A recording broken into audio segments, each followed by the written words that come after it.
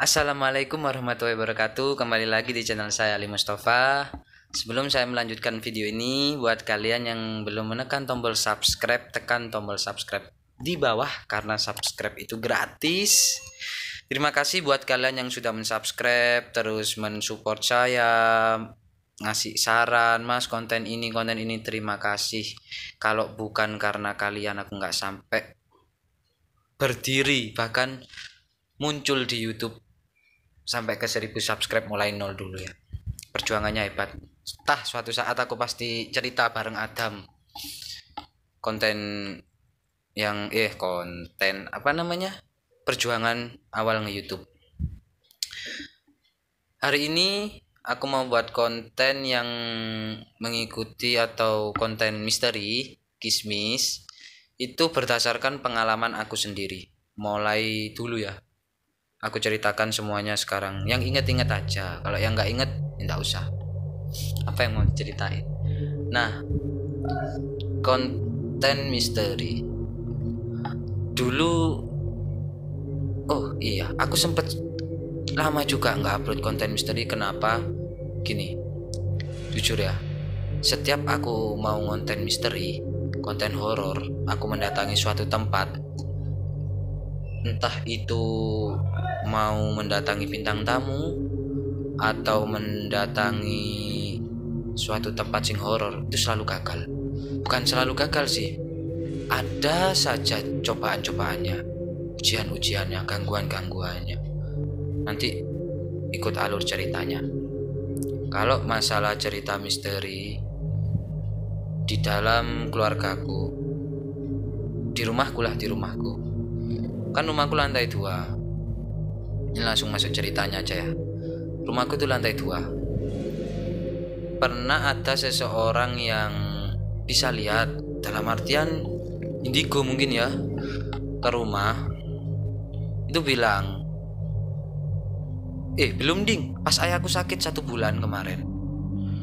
Itu ayah minta sakit itu sakit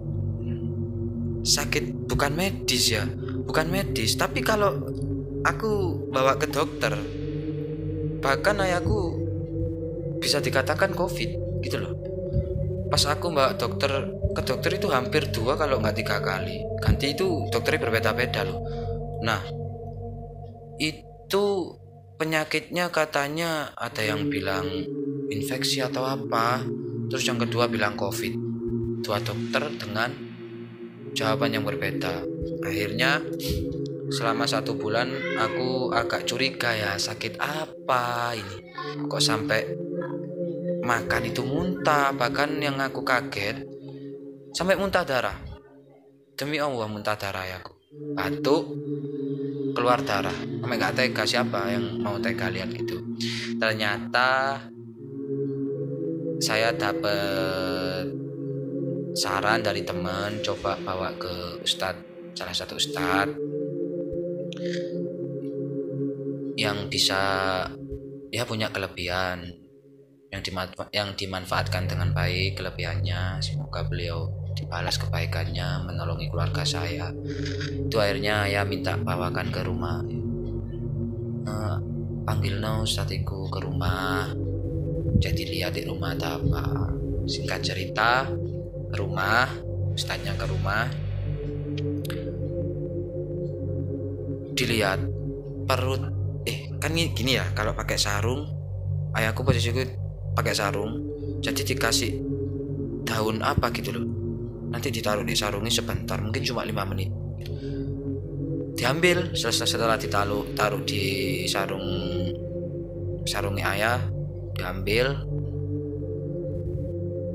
daun itu. Ya kalau kita yang awam nggak tahu ada apanya. Nah, setelah diambil terus dilihat lagi sama ustadznya, katanya ini dapat kiriman. Kan ibuku punya warung makan, terus di belakang warung ibuku ada warung juga. Ini pantas untuk ceritakan biar tahu semuanya. Kalau masalah bisnis nggak usah main gitu-gituan, nggak usah lah. Kita main secara sehat aja. rezeki juga datang dari Allah. Ngapain main-main itu? Katanya, mohon maaf, ini bukan sudon atau apa kata ustadznya. Di belakang warungnya sampean itu ada warung makan juga. Ya bener. Apa ya, udah naik haji ya? Iya. Oh, habis naik haji kok sih main gituan. Aku langsung ngeh. Oh iya sih, di warung belakangi warungnya ibu itu ada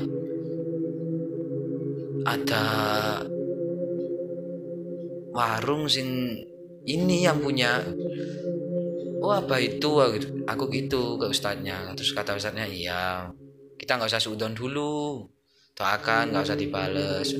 Akhirnya dilihatlah di seluruh rumahku itu, mungkin dikirim ke rumah atau enggak. Nah anehnya lagi, pas ayah di kamar itu ayah itu selalu batuk dan muntah darah. Aneh. Tapi kalau ayah ke ruang tamu enggak. Aneh kan? Jadi kalau tidur hampir 1 bulan beliau itu tidur sama duduk. Jadi selonjor gini tapi sama duduk, tidurnya di bantal gini ayah itu. Sebagian dari kalian teman-temanku pasti tahu ayahku kayak gimana, atau enggak lihat konten yang bareng ayah di Jakarta itu. Gemuk kan ayahku, agak gemuk. Pas sakit 1 bulan habis, aku sampai nangis gak tega. Ngabisin uang berapapun buat berobat ke dokter, ke orang yang mempunyai kelebihan, habis semua. Tapi sebagai anak mau gimana, semoga Allah mengganti, semoga Allah memberi rezeki yang lebih ke aku sebagai hormat pada orang tua, ikhlas gitu ya. Sampai ayah itu kayak orang apa sih, kok badannya itu habis, kurus, kayak kurang perhatian. Padahal Masya Allah, ayah pengen makan apa, pengen makan bubur nak, belikan setiap hari, aku grabkan bubur. Dan itu pun cuma 1-2 sendok muntah, 1-2 sendok muntah sampai muntah darah. Bingung Masya Allah. Akhirnya dilihat di rumah ada apa aja. Ternyata di tempat tidur ayah itu ditaruh. Ayah itu pagi-pagi sama adikku pagi-pagi nemuin di kolong tempat tidur ya, nemuin satu apa lek ngaran ya, bahasa Jawa buntelan, bungkusan lah, semacam kresek gitu. Tapi talinya ada 3, 1 di atas, yang 2 di tengah, yang satunya lagi, yang ketiga di bawah, seperti tali pocong. Tapi itu berupa bingkisan kayak kresek, kayak kantong gitu ya. Nggak tahu, langsung telepon ayah ke aku. Aku nemu ini di bawah kolong tempat tidur. Dan kelirunya ayah terlalu positive thinking ya, langsung dibuang begitu saja. Terus setelah dilihat, ya benar, ayah itu dibuat cara basa Jawa itu kembangi amben, apa ya, dibuat nggak bisa bangun dari tempat tidur. Serius, siapa yang mau nggak nangis? Kalau cerita ini ya emosi, pengen nangis. Ada dikirimin satu makhluk sing buat rep kayak rep itu loh, tindian nindia ya aku ngono iku. Singkat cerita, belum sembuh sama mama. Aku manggil mama apa budeku itu aku ditelepon, Li, nanti ayah suruh ke rumah habis isya. Aku manggil ustadz ini ke rumah. Iya mah, itu aku sama ayah tak tinggal pulang. Tapi terus kata ayah gini, ayah itu dikirimi lagi sosok harimau yang menyerang ayah. 3 itu ustadznya 3 orang langsung, 3 orang yang nyembuhin ayah. 3 orang itu nggak ada yang kuat. Jadi yang disikat pertama kali, apa bahasa disikat, yang disakitin pertama kali itu kaki.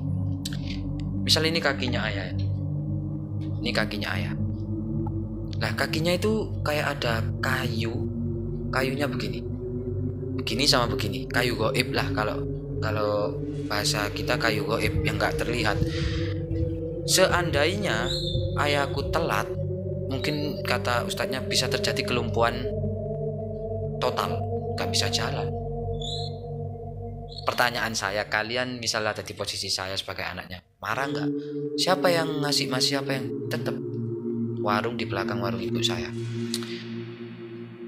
Akhirnya sampai situ diambillah semuanya, disuruh pergi semuanya, ditanya, itu pun katanya ditanya, yang makhluknya ditanya, kamu dari siapa?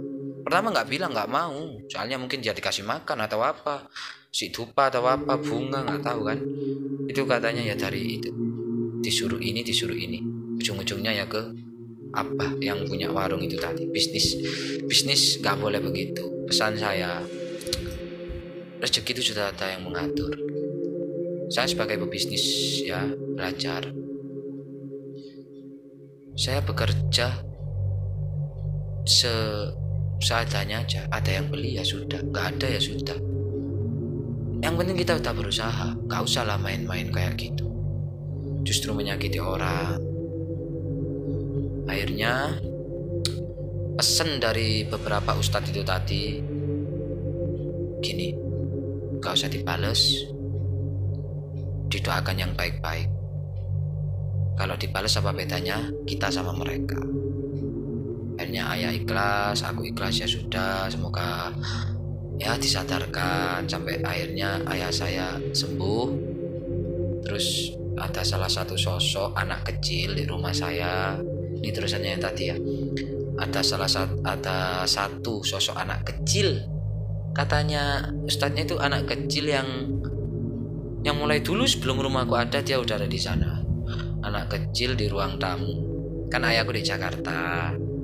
Pas ayah kemarin pulang ke Malang, itu anak kecil itu apa? Gendong, naik ke ayah. Kangen gitulah katanya. Soalnya alhamdulillah dia suka ke ayah. Terus kan aku tidur di lantai 2. Itu kejadian lucu sih.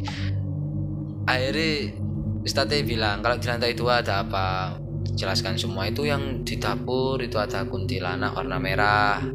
Terus di tempat tidur ibu, di kamar ibu itu ada kunti cowok. Nah yang paling serem itu di tempatku ada 2, kuntilanak putih sama kuyang. Kuyang itu yang itu loh, cuma kepala, leher, terus bawahnya nggak ada badannya, cuma kayak isinya badan, kayak hati, jantung atau apa ya, itu cuma itu. Pas di tempat tidur saya, merinding kan. Pas di tempat tidur saya ada itu. Jadi aku sekarang tidurnya pindah ke bawah, gak ada yang berani tidur di atas. Mungkin cuma aku ngonten atau apa. Dan sempat komunikasi sama mereka. Kata ustadznya itu, gak bisa ini diusir, gak bisa disuruh pergi. Katanya kalau mau nyuruh pergi ya kamu aja pergi dulu. Soalnya sebelum ada rumah di kampung ini, saya sudah ada di sini dulu ya, mungkin mulai zaman Belanda atau apa. Soalnya kan rumahku di Malang, kota lama. Kalau aku dengar cerita-cerita dari orang-orang yang dulu, dari ayah, terus ayah diceritain sama ayahnya, kota lama ini tempat pemakaman Belanda. Cina atau Belanda ya, aku lupa. Terus akhirnya diratakan, dijadikan tempat Belanda. Di rumahku, kalau kalian yang tahu rumahku, di depan TV itu ada lingkaran, tapi di bawah ubin ya, di bawah lantai ada sebuah lingkaran yang kalau masuk ke sana itu sumur, bekas sumur ngambil air minumnya zaman Belanda dulu, sampai sekarang ada. Jadi kalau di depan rumah saya itu di ruang tamu depan TV itu kalau lewat pasti suaranya jeduk kayak ya itu los langsung ke sumur. Berapa meter lupa. Pernah aku bahasai ambrol, pernah jatuh di sana itu. Untungnya pas keluarga saya nggak ada di rumah. Terus next cerita hororku lagi, itu pengalaman bukan horor sih, tapi soal kiriman ya, kiriman. Itu pesanku tadi, misal pebisnis manapun lah, kita bersaing secara sehat aja, nggak usah bersaing secara main kayak gitu. Apa untungnya, justru merugikan bagi kalian sendiri. Entah itu semakin sepi dagangannya atau apa, sampai kapanpun nggak akan pernah selesai kalau main gituan. Terus yang kedua, cerita hororku banyak ya. Setiap aku mau konten horor itu selalu gagal. Pernah aku sama Adam mau ke tempatnya Riva, ada temanku namanya Riva, pendopo kembang cafe di daerah Wagir. Padahal aku udah beberapa kali ke sana ya jauh kan, dari rumah jauh, jadi aku pakai Google Map. Nah di map itu aku ngiranya kan nulisnya kafenya pendopo kembang kopi. Ya udah ikut petunjuk rute aja. Nah di situ ada yang berbeda. Aku nggak sadar, kan Adam yang nyetir, aku yang dikonceng. Aku nggak sadar, loh sadar-sadarnya itu ada di tengah hutan. Bukan hutan sih, tengah-tengah alas. Pokok kanan kiri itu udah pohon semua, nggak ada yang mau lewat situ. Cuma 1-2 pengendara yang lewat situ. Mungkin yang rumahnya daerah Wakir pasti tahu jalan Kucur kalau nggak salah ya. Di situ ada pemakaman juga. Nah, selama aku ke pendopo, wah merinding aku guys. Selama aku ke pendopo kembang cafe itu nggak pernah lewat situ. Kok pas mau ngonten horor di sana, mau ke temenku yang punya cerita horor, aku salah jalan. Terus ada di tengah hutan. Pas lewat itu tiba-tiba kayak nggak tahu ya, motornya mati motor mati mendadak di tengah hutan. Nggak ada rumah sama sekali, nggak ada rumah guys. Kalau nggak percaya tanya ke Adam, DM ke Adam. Akhirnya ya beruntung ada bapak-bapak yang mau nolongin. Ini gini dibenerin, hidup. Sampai akhirnya aku terlalu sore dan gak sempat konten di sana. Banyak pengalaman horor. Kalau mau konten horor ada aja gangguannya ada. Maka dari itu aku pas mau buat konten horor itu mikir-mikir lagi. Terus yang pertama kali konten horor sama Adam itu juga kupingku sampai sakit, benar-benar sakit berapa jam itu ya. Dan ketika aku sama Adam tanya ke temannya Adam sing bisa lihat, ya bener mereka datang, dia datang yang diceritakan. Males sih aslinya, tapi bagaimana lagi ya, profesi konten gitu loh. Terus konten horor lagi, cerita horor lagi dari aku pernah ketika aku tidur di atas sekitar jam 2 kalau nggak jam 3 malam. Oh ceritanya habis isak dulu ya. Habis isak itu aku ngegame Mobile Legend. Rokokku itu tinggal, nah satu pak itu cuma tinggal satu butir aja, kayak satu butir, tinggal satu butir. Akhirnya belilah aku. Oh tinggal satu sih, tak beli sih, nanti ngegame cek enak gitu ya, ngegame cek nggak ada gangguan atau apa. Berangkatlah aku beli rokok, tak tinggal HP di atas. Itu posisinya habis sisa. Pas aku kembali ke kamar, rokokku yang satu itu hilang. Padahal di rumah nggak ada orang, nggak ada, cuma aku aja di lantai 2. Dan nggak pernah ada yang naik ke lantai 2 kalau nggak mau jemur atau apa. Posisinya habis sisa. Aku mau ngerokok, mau main Mobile Legend, rokokku udah nggak ada yang satu lencar tadi. Ya udah aku buka yang barusan beli. Malam aku tidur jam 2 kalau nggak jam 3 malam. Ini kalian percaya atau enggak ya? Aku tidur tuh bahasa Jawa itu melumah, terlentang. Aku merinding kalau cerita ini. Ya Allah, Rabbi, astagfirullahaladzim.